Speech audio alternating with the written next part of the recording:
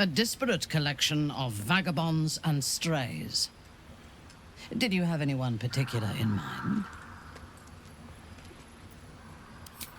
She is tolerable, but her faith in the Lady of Loss is poisonous.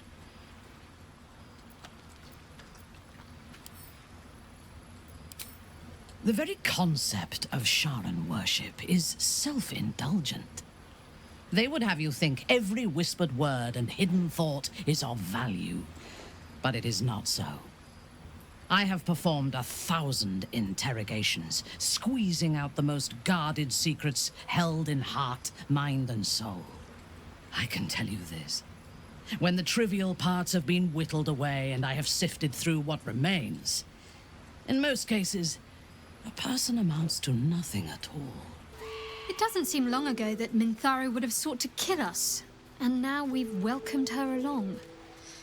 We're nothing if not magnanimous. He's been deprived of freedom and strong blood for so long that he is addicted to both. While those addictions have their hold on him, he is still a slave.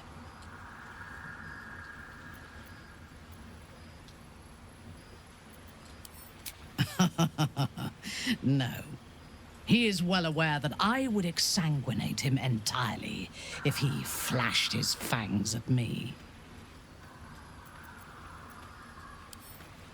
And while you live, you'll be enslaved to your appetites and hungers. We all feed on something, and if we are deprived of it, we will fight for it. But Astarion is not only bound to his needs and desires, he is still bound to something more powerful. His master, he will only be free when Cazador is dead. And that is as it should be. When the time comes, we must hope that he does not only take Cazador's long life, but the power that has sustained him as well. I want to be clear. Letting Minthara tag along with us was your idea, so if you wake up with a dagger to your throat, that's on you.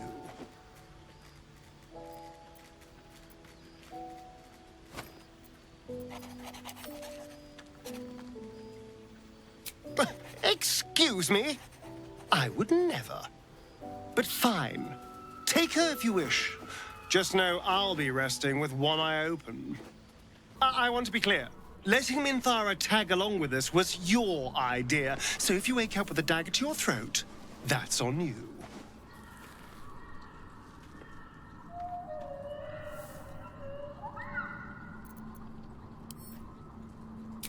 Excuse me. I'm sorry for looking out for our collective hides. But fine. Take her if you wish. Just know I'll be resting with one eye open. I have encountered few Githyanki in my life. Those that I did were raiders. They croaked out pleas for mercy in their alien tongue as they died. Meeting Laezel makes me wish I knew more of their culture.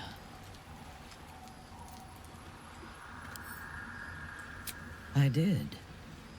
She told me that she has nothing to teach that cannot be learned through observation of her prowess in combat. Perhaps she is right. She certainly cuts a striking figure in battle. There is a precision to her ferocity that I admire.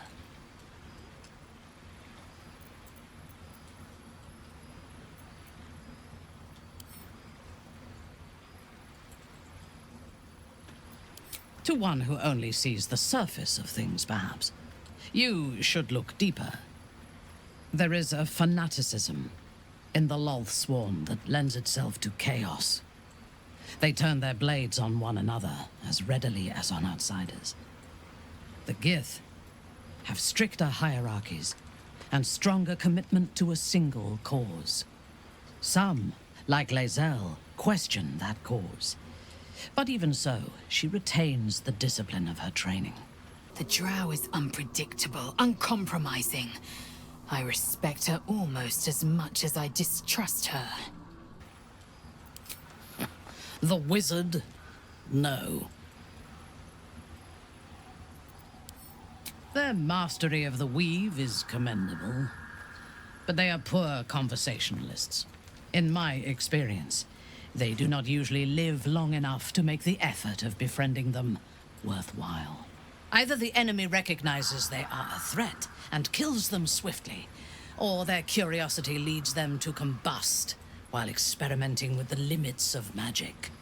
Our wizard is already in a state of suspended combustion, thanks to that orb between his ribs. I suspect it is only a matter of time before he goes up in smoke. I will reserve my social graces for those who might live long enough to appreciate them. Minthara's something of a closed book, but I suspect a heart of gold lurks beneath that stern countenance. Once she gets to know me, I'm sure she'll open up. She's just waiting for someone ready to listen. He is exceedingly self-righteous. Amusing, considering he bound himself to a devil.